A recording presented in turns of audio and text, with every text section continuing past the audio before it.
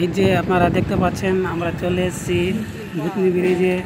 আপনাদেরকে দেখাবো ব্রিজের ঘটনা কীরকম রয়েছে, এখানকার লোক কীরকম থাকছে, কীরকম অবস্থায় আছে সবাই।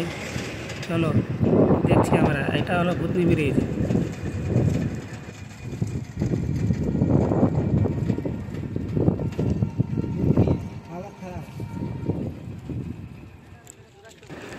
দেখো চলে আসলাম ব্রিজের লাস্টে। দেখো কীরকম ঘটনা আছে এখানকার। সবাই দেখতে এসছে, অনেকজন সব বাইক ওখানে রেখে দিয়েছে। দেখো 9-10টা নৌকা আছে, নৌকাতে নিয়ে যাচ্ছে গ্রামে সবাইকে। আর এদিকে দেখো পুরোটা ঘর ডুবে গেছে, জল ঢুকে গেছে। কীরকম থাকবে লোক জল।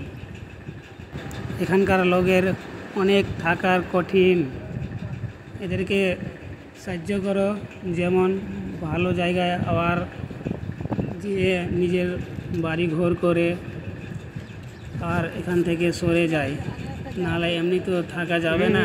সবাই সাহায্য করো। জল চলে আসছে ভূতনি ব্রিজে। এখানে ভূতনি ব্রিজ দেখো, এখানকার যে ক্ষতি হয়েছে ওইগুলা দেখাবো আজকে। ওয়ালাইকুম সালাম। আমাদের ভূতনি বাড়ি, আমাদের বাড়ি ঘর সব ডুবে গেছে, জমির ধান পাট সব ডুবে গেছে। সরকারের কোনো মদত নাই, ত্রাণ কোনো ব্যবস্থা নাই, না খেয়ে রাস্তায় রাস্তায় ঘুরে বেড়াচ্ছি। কী করব? কি ক্ষতি হয়েছে এখানে? ধান পাট আর থাকার জায়গা নাই, বাড়ি ঘর ডুবে গেছে। তার জন্য ব্রিজের উপরেই ঘোরাঘুরি করছি। আর কি সমস্যা? সরকারের কাছে আবেদন যেন সুবিধা পায়। তাড়াতাড়ি এটা ভিডিওকে শেয়ার করো, যেমন এদের সব কিছু ভালো করে সুবিধা দিতে পারে। চলে এসেছি ভূতনি ব্রিজে। কোনো ক্ষতি হয়েছে জায়গাতে, অনেক দেখলাম ক্ষতি হয়ে গেছে। এদেরকে সাহায্য করার যেমন ভালো মতন একটা সবাইকে দেখে এখানকার লোকে সব কিছু যে প্রবলেম আছে ওগুলো সলভ করে।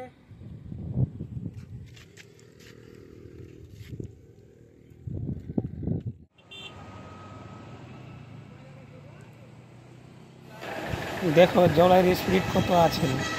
এরকম জলে কেউ যদি পড়ে যায় ব্রিজ থেকে তো বাঁচানো যাবে না, এত স্পিড আছে জলে। এবার আপনাদেরকে দেখাবো কামালতিপুর। দেখো এরকম অবস্থায় রয়েছে কামালতিপুরে।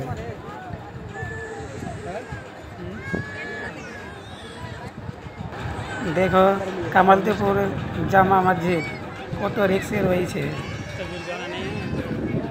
দোয়া করো যেমন আমাদের মসজিদটা ভালো মতন থাকে, কিছু না ক্ষতি না হয়, যেরকম আছে এরকম থেকে যায়, যেমন না পড়ে। দেখো বাচ্চাদের স্কুলের অবস্থা কি রয়েছে দেখতে পাচ্ছেন। বাচ্চারা পড়াশোনা কেমনি হবে।